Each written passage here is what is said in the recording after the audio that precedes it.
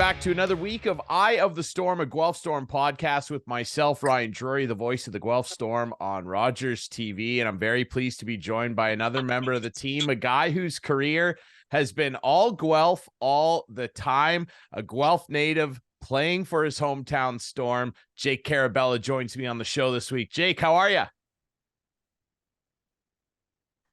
I'm good. Thanks for having me. I appreciate you doing this, my friend. Obviously, as I said, you grew up in Guelph. You're a Guelph kid. I'm sure you were probably a Storm fan as a kid. What's that like to be able to not only play junior hockey and play at home, but play for your hometown team? That's got to be a pretty special feeling that not a lot of guys get to experience. Yeah, no, like you said, I mean, obviously my whole life I've been in here in Guelph and at home. So very fortunate that I still get my mom's home and cooking and stuff like that, and still hanging out with my childhood friends and stuff like that. But I can't complain. I'm pretty happy where I am. I would certainly say so, and your play would definitely speak to that. You've been a really great member of the offense here for a couple seasons now, and you mentioned obviously getting to stay at home, mom's cooking and everything. Do you have a particular special dish that you'd miss if you weren't in Guelph? I don't know what specific dish. I just think I don't know. I really like steak, so she cooks really good steak. I'll give her that. But yeah, no, I definitely miss that. That's awesome, man. Hey, nothing wrong with a good steak. Let's go. That's perfect. Obviously, growing up, you were playing, I know, your minor hockey, and prior to junior, playing for the Guelph Junior Griffins program. Tell us a little bit about what that was like growing up and playing in Guelph minor hockey. Yeah, no, I think from a very young age, whenever Tyke was, or whenever that first year rep was, I think I was 7 or 8 years old. And at that point we were still the Guelph Storm. So we had the Guelph Storm jerseys and all that stuff. So that was really cool. And then obviously made the transition to the Guelph Griffins, the university team, and wore those jerseys. So I have to say I'm a bigger fan of the Storm jerseys, but it was pretty cool to switch. And not much. I think just even this year we had to practice over the West End a little bit, and it was just kind of going back to my roots, just where minor hockey was, and practicing there. So that was definitely really cool. Growing up, and being in town and having the Storm around, I'm sure that you might have, had a couple players that you looked up to on the team when you were a young man. Are there any guys that stick out from when you were a kid that were playing on the team? Yeah, I think back in 2014, that was a great team. I think a lot of guys, Robbie Fabry, Matt Finn, just guys like that. I think, especially in the playoffs, really looked up to those guys. I think Fabry, I think, was my favorite player in 2014, and then in 2018, 2019, obviously with the comeback kids there that were just unbelievable. You can't go wrong with Suzuki. You can't go wrong with Whistle, guys like that. So it was definitely pretty cool.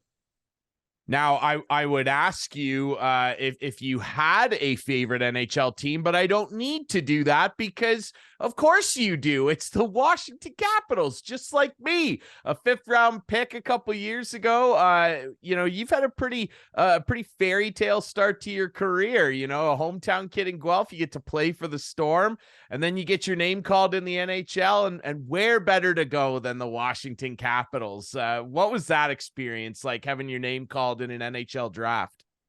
Yeah, I mean, obviously it's a dream come true. Every kid dreams of that. So it was very special to share that with my family, and I think it's at that time a sigh of relief. But then once it's over with, the next day gets going, and it's nothing really changed. It's just it's a grind from there. So the work's definitely not done. There's a lot of work to be done, but definitely a surreal moment.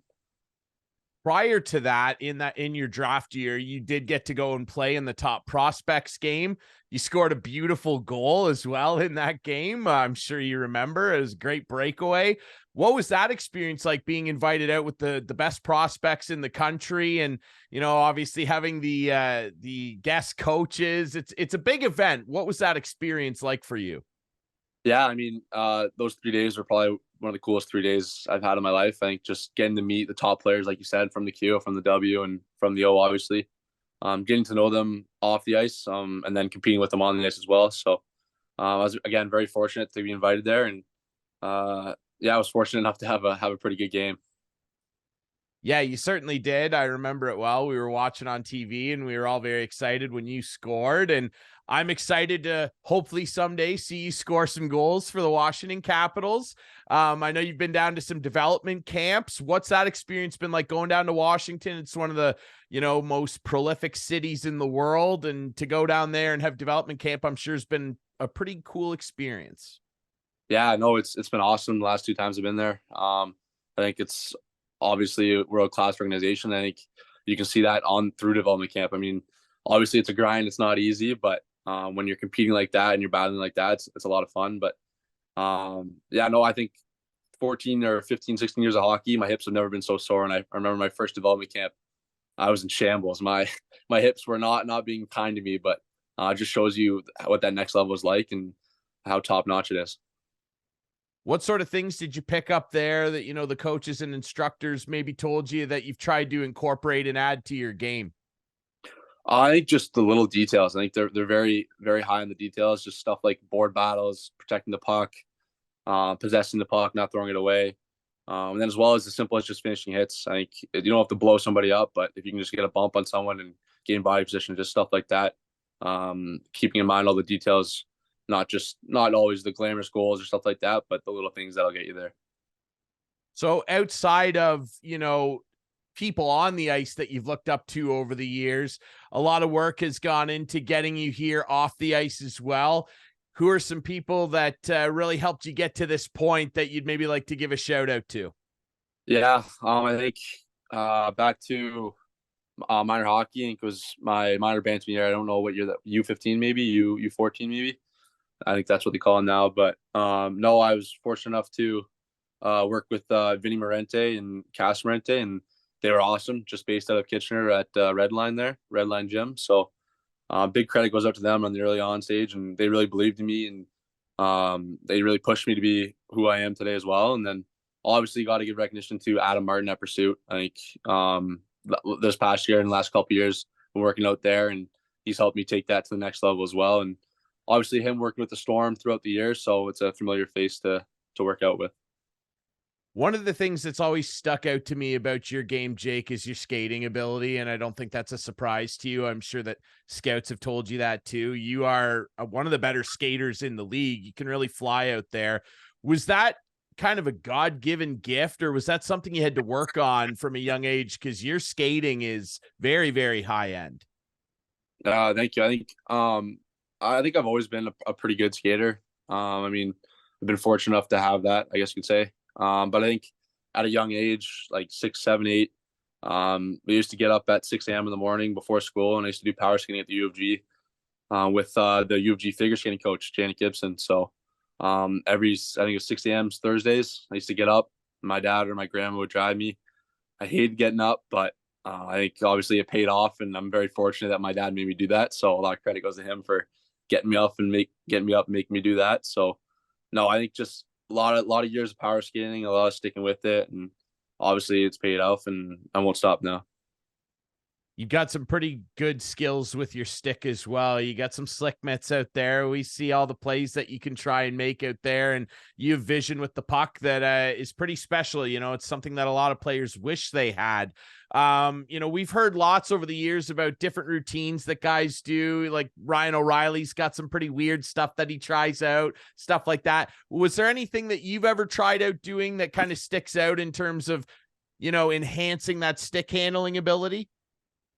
I think when I was younger, just in the garage, just stick handling, just kind of screwing around in the garage, sticking over pucks. Or my dad used to make those stick handling things with the pucks and the stick, where you'd screw them together and just stick handle through those. And then obviously in minor hockey too, you have like those little hard stick handling balls that all the coaches and parents would hate when you used to shoot them at the boards. But no, I used to stick handle with those all the time at home when I was bored, just throw my headphones on. And then now, obviously, fortunate enough to be on the ice every day. So you don't get you get a lot of practice on the ice, just screwing around and sticking around, passing with teammates. So just little things like that. I remember watching videos of Pavel Datsuk, and he used to take a 10-pound dumbbell and slide it down the shaft of his stick and stick handle with that in practice. And I was like, that's crazy, but it clearly worked out for him. He must have been doing something right. Yeah, he's one of a kind. I mean, they don't call him the magician for nothing. So Yeah, he's the greatest stick handler I think I've ever seen. Yeah. Jake, obviously, you've been a core part of this Guelph Storm group that's really been building up over the last couple of years into what we see now, which is a very competitive, gritty, hardworking team. You're the best defensive team in the OHL. I know you guys pride yourselves on the details, like we were talking about a little earlier. What's your opinion of the team this year? Because you guys last year you went through a lot of ups and downs and ended up putting together a great run toward the playoffs. And this year you guys have had a much better start. Your special teams are great. How are you feeling about the group this year, Jake? Yeah, I think like you mentioned last year, we had a terrible start, and I think then obviously we had a great finish. So I think just building off that culture that we started last year, getting, like you said, the core group of guys back, and hopefully teaching our young guys that same culture, and can hopefully pass that forward as well. But this year, I think, like you said, I think we're a hard-working, gritty team. I think we don't like to be outworked, and if you can possess the puck and win battles and do all the little things right, then you won't have to chase the game as much. So simple as face-offs too. We really pride ourselves on face-off ready, not just the centers, but the wingers as well, getting in there and helping. No, I think we got probably the hardest working group in the O. Obviously, like you said, very defensive and very structurally sound. I think for us, it's willing to eat a pill or block a shot when nobody else is, and I think that's why our team is so tight and so good at hard work and stuff like that. You mentioned face-offs, Jake, and I'm kind of glad you did, because I wanted to bring this up with you. I don't know if you realize this. You're literally one of the best face-off men in the CHL right now. Your face-off numbers this year, and Mark Perry's always singing your praises, our color guy, every time he can. When you step out for a face-off, he's usually saying, oh, bet on this one getting one. Your face-off numbers have really exploded this year. Have you been doing anything different? Like, did you pick up on some new tricks? Like, what's going so well for you at the dot this year, man? I think I played center growing up when I was younger, and obviously faceoffs are way different in minor hockey than they are in the OHL, and then even further in the NHL. But I think just this year, obviously getting the opportunity to take more faceoffs and having that experience in practice, but also just every day in practice too. Like Corey Locke will come out and drop like 20 pucks for each, and we battle against each other, and he give us techniques a lot too. So credits to Corey there. And then when I went to Washington, I remember I took a couple faceoffs against the Hershey guys and couldn't believe how strong they were in the faceoff dot. So I kind of realized I had to step up and be a little stronger on my stick there. So obviously it's paid off, and a lot of credit also goes to my wingers. Like I said, they hold up, they get in there, and they bump those tie ups back. So a lot of credit goes to them too. I mentioned, obviously, and this is a key part of your face-off game, but the penalty kill, it got talked about a lot last year. It struggled. You guys are one of the best, if not the best, penalty kill unit this year. You're out there quite a bit for it. What's changed out there? Because the numbers you guys are putting up, and bigger than that, not letting other teams put up, has been very, very impressive and held you guys in a lot of games. Yeah, I think this year I think we're just a dog and a bone. I think we're just stick on puck, making sure we're in lanes, blocking shots, the willingness to block shots. And then obviously once one guy goes, we all go. So I think it's just being on the same page as everybody else, reading off each other. Any ball with puck, we're going.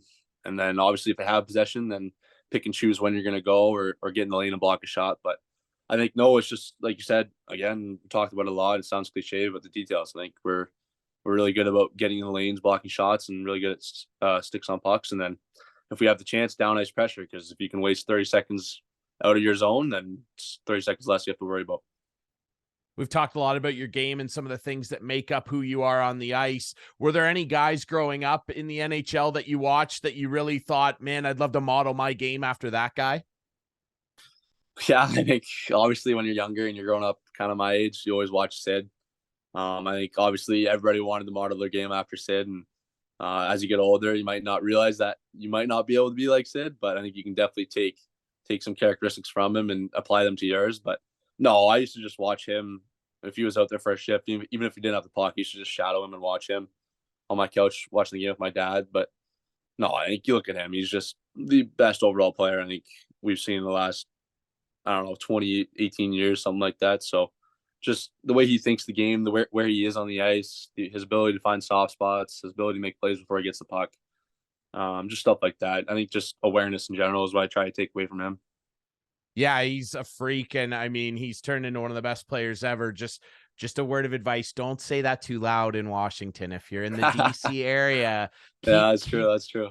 keep that down. Just talk about Ovi's one timer. All right. Um, yeah, that's a great one. You know, I do wonder, I've asked some of your teammates this, hockey players, they can sometimes be a superstitious bunch. Do you have any weird equipment superstitions? Is there a particular way you want to tape your stick? Is there anything that you're very, very particular about on game days that you still do today? Um, I mean, not really. I'm pretty boring. I think I like taking a nap on game days, stuff like that. I don't know. I love taking a nap, then hopping in the shower real quick, and then grabbing. Usually it's pasta and chicken I eat before every game.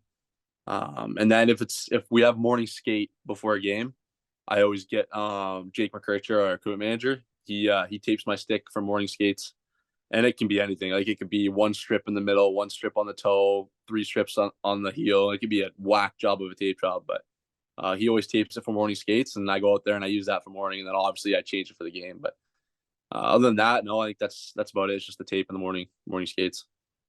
Are you a white tape guy or a black tape guy? What do you prefer? So my whole life I used black. I hated white when I was younger, and then I never knew about thick tape. I never knew about thick white or thick black, so I always used the thin stuff. Then when I came to the O, I stuck with my black, and then when Jake McKercher, our equipment manager, he was on my ass about getting white tape. So I tried the white tape the one game. I think I scored in that game, and I stuck with it ever since. So I use thick white now. I wanted to ask you, because I've noticed you with a bit of both at times, and it's been pretty much white here forward. So yeah, no, Yeah, it's interesting how guys can kind of change it. There's definitely a tape superstition. You don't score yeah, for a few games, got to change it. You yeah. know, you're probably the most perfect guy on the team, I would say, to ask this question. I've asked some of the other guys, and you of all people are probably the best one to answer this because you're a native of the town. What's so special about the city of Hope. Guelph and playing in Guelph? I think, I mean, just the whole culture of the city. I think it's just like you look at our attendance, you look at our fans, and we have probably the best attendance, or if not one of the best attendance in the league. I think if our rink could hold more like London or Kitchener, I think we would be first in the league for attendance. So I think our fans are just unbelievable and unreal. And even as a kid, like I remember loving the Guelph Storm growing up, and I think it's the same as kids are now. And we walk up and down the streets, and you got people wearing toques of the Guelph Storm. You got them wearing mittens or scarves or whatever. But I think the city just bleeds Guelph Storm hockey, and obviously they contribute to a lot of our success. Sorry.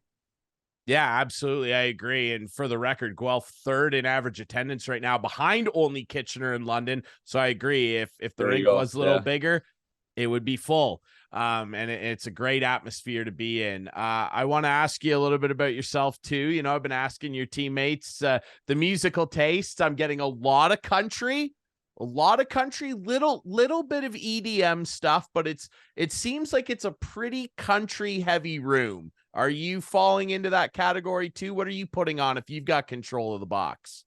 Um. Well, I'll never take control of the box. First off, I don't think my music will satisfy everybody. But no, I think in the room it's mostly country. We got a little bit of EDM, a little bit of rap, a little bit of everything really. But me personally, like I like country a lot, like you said. But I have a soft spot. I really like pop. I think if you go back in like 2015, 2014s, like Katy Perry, Taylor Swift, stuff like that. Like I'll never play that in front of those guys unless we have a big win or something like that. But I love those songs. Those songs really get me going. Hey man, there's nothing wrong with that. Listen, I'm a big T Swift guy. I'm a big metalhead first, but I love T Swift too. I'll dip in. I got a couple records. Come on, we can admit that. Nothing wrong with that. Absolutely. Yeah, I've been getting a lot of country answers. I'm waiting for one of you guys to join me on the metal side. Where I'm waiting. Yeah. One of you will join me on the dark side here soon, I think. Obviously, Jake, there's a lot of long bus trips in the O. Are you a big Netflix guy or a streaming guy? Are there any shows that you're really attached to or that you've enjoyed over the last couple of years? So funny story with this. My rookie year, I obviously being a first year guy and a rookie, I was pretty loud on the bus. I was a little bit obnoxious, a little bit loud, like to laugh, like to have some fun. And the coaches used to always tell me to quiet down and not talk so much and stuff like that. So over the last couple of years, I think I've gotten really good at that. I think I just plug my earphones in and I listen to music usually most of the time, or Netflix stuff like that. But nothing too serious. Just movies like Den of Thieves, stuff like that, like those type of movies. Really like those. So I try to pick that type of genre. There you go. There's nothing wrong with that. Den of Thieves, quality film. There you go.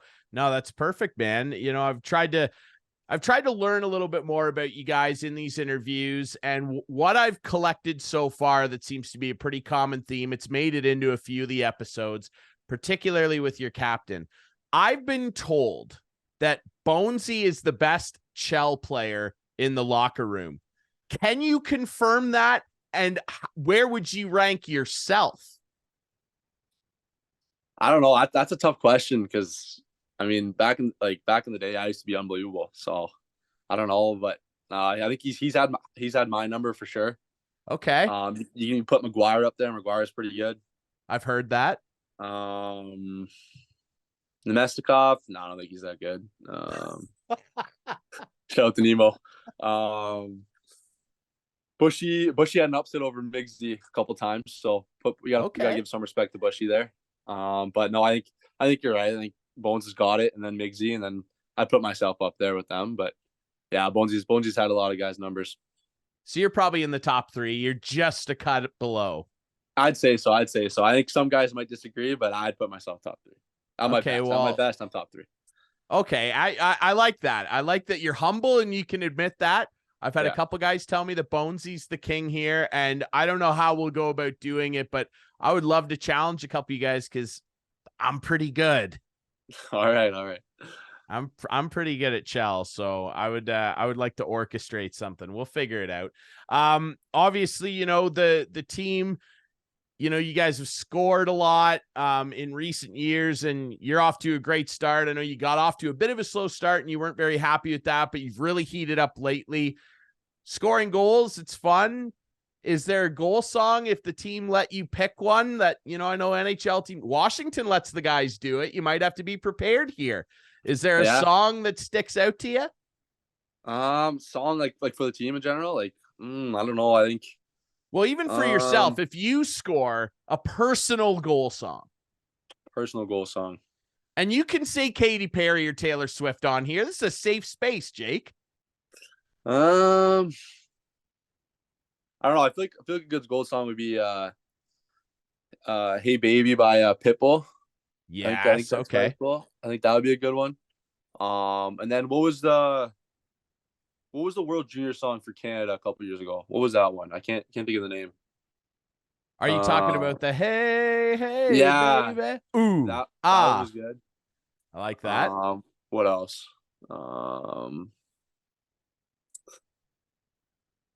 Let's throw some Taylor Swift now. We'll go with "Shake It Off." I feel like that'd get the crowd going and dancing a little bit. So I think I like it. I like it. Hey, I think that's a great choice. We're gonna have to. We might have to with some of the answers I'm getting here. We might have to talk to the team brass about just letting you guys have your own songs here. What other answers have you gotten? Well, a lot of country. To be fair, a lot of stuff I don't know. A lot of Luke Bryan. Quite a bit of that. I can see that. Yeah. Zach Brown band I've had, there's some diversity there. Yeah. But I think it would be good if you mixed in the pop stuff. It would get the fans going. I like it. One thing I've been asking your teammates, I don't know if you've watched any of these, but one thing I've been very interested to do is ask your teammates, and I'll ask you now. I want you to put yourself in your dream lineup, your dream starting lineup. You're obviously at center. So I'd like you to give me 2 wingers, 2D, and a goaltender. It could be anybody. Teammates. Doesn't have to be NHL guys, but it could be anybody. You're playing center. who's out there starting the game with you? Oh. I'm gonna go Hedman and Yossi on the blue line. Oh, wow. I think those are two really good puck moving guys. They can give me the puck in the middle, so I'll take that from them.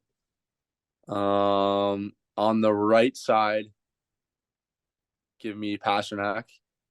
Nice. And then on the left, Jake, be careful here.